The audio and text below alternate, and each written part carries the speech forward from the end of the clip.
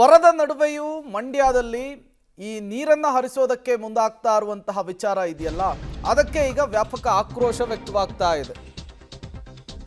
ತಮಿಳುನಾಡಿಗೆ ಕಾವೇರಿ ನೀರು ಪ್ರೊಟೆಸ್ಟ್ ಜಾಸ್ತಿ ಆಗ್ತಾ ಇದೆ. ಮಂಡ್ಯದ ಶ್ರೀರಂಗಪಟ್ಟಣದಲ್ಲಿ ರೈತ ಸಂಘಟನೆಗಳ ಹೋರಾಟ.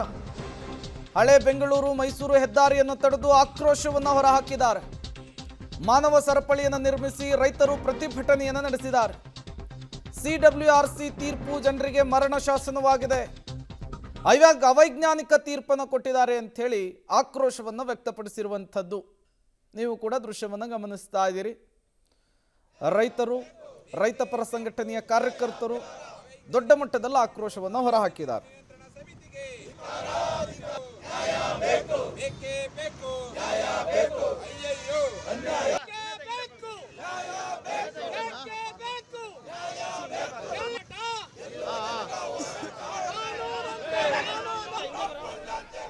ಮಂಡ್ಯದ ಶ್ರೀರಂಗಪಟ್ಟಣದಲ್ಲಿ ರೈತ ಸಂಘಟನೆಗಳು ನಡೆಸ್ತಾ ಇರುವಂತಹ ಪ್ರತಿಭಟನೆ ಇದು.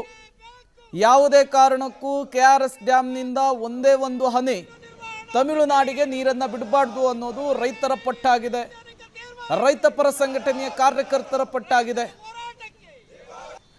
ಡೀಟೇಲ್ಸ್ ಅನ್ನು ಕೊಡೋದಕ್ಕೆ ರೋಹಿತ್ ಸಂಪರ್ಕದಲ್ಲಿ ಜಾಯಿನ್ ಆಗಿದ್ದಾರೆ. ರೋಹಿತ್, ಸಿಡಬ್ಲ್ಯೂಆರ್ಸಿ ಕೊಟ್ಟಂತಹ ತೀರ್ಪಿನ ವಿರುದ್ಧ ಯಾವ ರೀತಿ ಆಕ್ರೋಶ ಮೊಳಗ್ತಾ ಇದೆ ಅಂತ ಹೇಳಿ. ಪ್ರೇಮ್, ಮಂಡ್ಯದಲ್ಲಿ ಏನು ಈ ಒಂದು ಸಿಡಬ್ಲ್ಯೂಆರ್ಸಿ ಆದೇಶವನ್ನ ವಿರೋಧಿಸಿ ರೈತರು ಮತ್ತೆ ಕನ್ನಡಪರ ಸಂಘಟನೆಗಳು ಬೀದಿಗಿಳಿದು ಪ್ರತಿಭಟನೆ ಮಾಡ್ತಾ ಇದೆ. ನಾನೀಗ ಮಂಡ್ಯ ಜಿಲ್ಲೆಯ ಶ್ರೀರಂಗಪಟ್ಟಣದಲ್ಲಿದ್ದೀನಿ. ಇಲ್ಲಿ ಹಳೆ ಬೆಂಗಳೂರು ಮೈಸೂರು ಹೆದ್ದಾರಿಯನ್ನು ತಡೆದು ರೈತರು ಪ್ರತಿಭಟನೆ ಮಾಡ್ತಾ ಇರೋ ದೃಶ್ಯಾವಳಿಗಳನ್ನ ಗಮನಿಸ್ತಾ ಇದೀವಿ. ಇದರಿಂದಾಗಿ ಒಂದ್ ಕಡೆ ಅಪಾರ ಪ್ರಮಾಣದಲ್ಲಿ ಟ್ರಾಫಿಕ್ ಜಾಮ್ ಕೂಡ ಒಂದ್ ಕಡೆ ಆಗಿದ್ರೆ, ಮತ್ತೊಂದ್ ಕಡೆ ರೈತರು ತಮ್ಮ ಒಣಗಿದ ಕಬ್ಬನ್ನ ಹಿಡಿದು ತಮ್ಮ ಆಕ್ರೋಶವನ್ನ ವ್ಯಕ್ತಪಡಿಸ್ತಾ ಇದ್ದಾರೆ. ನಮ್ಮ ಬೆಳೆಗಳಿಗೆ ನೀರು ಕೊಡಲಿಲ್ಲ, ಜೊತೆಗೆ ಹೊಸ ಬೆಳೆಯನ್ನು ಕೂಡ ಹಾಕ್ಬೇಡಿ ಅಂತ ಸರ್ಕಾರ ಹೇಳ್ತು. ಆದ್ರೆ ಇದೀಗ ತಮಿಳುನಾಡಿಗೆ ನೀರನ್ನು ಹರಿಸಬೇಕು ಅಂತೇಳಿ ಕೂಡ ಸಿಡಬ್ಲ್ಯೂಆರ್ಸಿ ಏನು ಆದೇಶವನ್ನು ನೀಡಿದೆ, ಅದು ನಮಗೆ ಸಾಕಷ್ಟು ಆತಂಕ ಮತ್ತೆ ದುಃಖಕರ ವಿಚಾರ ನಿಟ್ಟಿನಲ್ಲಿ ಕೂಡ ಒಂದು ಆಕ್ರೋಶಗಳನ್ನು ಕೂಡ ವ್ಯಕ್ತಪಡಿಸ್ತಾ ಇದ್ದಾರೆ. ಒಂದು ರೀತಿಯಲ್ಲಿ ರೈತರಿಗೆ ಮತ್ತೆ ಜನರಿಗೆ ಬರೆದಂತ ಮರಣ ಶಾಸನ ಅಂತೇಳಿ ಕೂಡ ಹೇಳ್ತಾ ಇರುವಂತದ್ದು.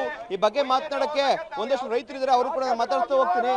ಸರ್, ಎಲ್ಲಿವರೆಗೆ ನಿಮ್ ಹೋರಾಟ ಇರುತ್ತೆ ಮತ್ತೆ ಏನ್ ಹೇಳ್ತೀರಿ ಸರ್ಕಾರಕ್ಕೆ ಅಂತೇಳಿ? ಸರ್, ಸರ್ಕಾರಕ್ಕೆ ಹೇಳೋದು ಇಷ್ಟೇನೆ, ನಾವು ಯಾವುದೇ ಕಾರಣಕ್ಕೂ ರಕ್ತ ಕೊಟ್ಟರು ನೀರು ಕೊಡಲ್ಲ. ಇಲ್ಲಿ ನೀರು ಇರೋದು ತುಂಬ ಕಡಿಮೆ ಇದೆ, ಮಳೆಗಾಲ ಆಗೋಕಿಲ್ಲ ಅಂತ ಹೇಳವ್ರೆ.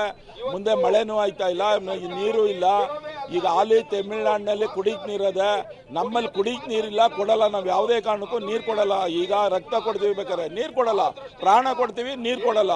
ನಮ್ಮ ಹೋರಾಟ ಎಲ್ಲಿ ಗಂಟೆ ಇರ್ತದೆ ಅಂದರೆ, ನೀರು ಬಿಟ್ಟರೆ ಅಡ್ಡ ಮನಿಕಂದು ನಾವು ಪ್ರಾಣ ಕೊಡ್ತೀವಿ ಹೊರತು ನೀರು ಮಾತ್ರ ಕೆಳಗೆ ಬಿಡಲ್ಲ ಅಂತ ನಾವೊಂದು ತೀರ್ಮಾನ ತಗೋತೀವಿ ಸರ್. ಇವತ್ತು ಸರ್ಕಾರ ನಮಗೆ ಬೆಳೆ ಬೆಳಿ ಅಂತ ಹೇಳ್ತು, ಇದೀಗ ತಮಿಳುನಾಡಿಗೆ ಸಿಡಬ್ಲ್ಯೂಆರ್ಸಿ ನೀರು ಬಿಡಕ್ಕೆ ಹೇಳಿದೆ ಸರ್.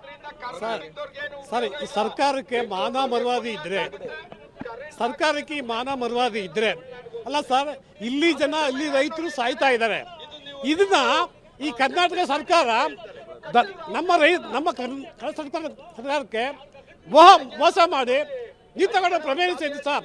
ದಯವಿಟ್ಟು ಹೇಳ್ತಾ ಇದ್ದೀವಿ, ಯಾವುದೇ ಕಾರಣಕ್ಕೂ ನಾವು ರಕ್ತ ಕೊಟ್ಟು ನೀವು ಕೊಡಿಲ್ಲ ಸರ್. ನೀವೇನು ಆಗ್ರಹ ಮಾಡ್ತೀರಾ ಅಂತೇಳಿ?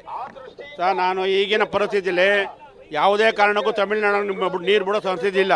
ಸರ್ಕಾರ ಏನು ಕಾವೇರಿ ನೀರು ನಿರ್ವಹಣಾ ಮಂಡಳಿ ಇದೆ, ವಾಸ್ತವಾಂಶನ ಗಣನೆಗೆ ತಂದು ಸರ್ಕಾರ ದೃಢ ನಿಲುವು ತಗೋಬೇಕು.